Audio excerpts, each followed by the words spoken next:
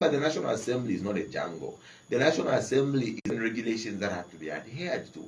There is no way a judgment or a ruling can be passed where you are going to just rely on a on a written exculpatory letter. It doesn't operate like that.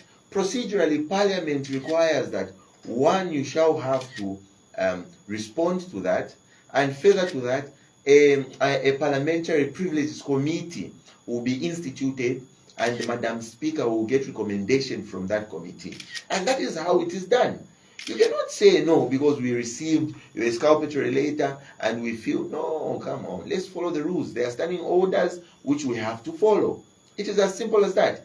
It is a basic principle of the rule of law, a basic principle which entails that promotes, that is just fairness, equity.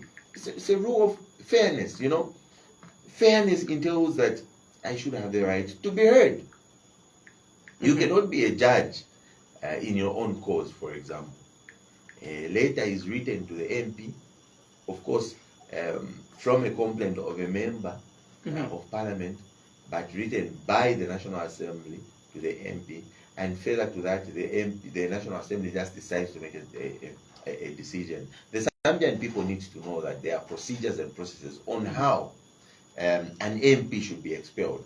Do you know, right now, we are not really talking about the procedural impropriety that may have existed in the expulsion of Honorable J.J. Banda, or Honorable Brian Mundubile. But we're talking about the procedural impropriety that exists on the expulsion of Honorable Jane Chisenga. And the reason is simple.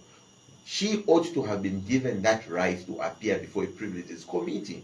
Perhaps she may have had a reason, or she was going to justify the reason why she called the president a liar. I mean, when the president approached the Honorable MP, she told the president in his face to say, Mr. President, you told us Milimi was going to be reduced. You lied.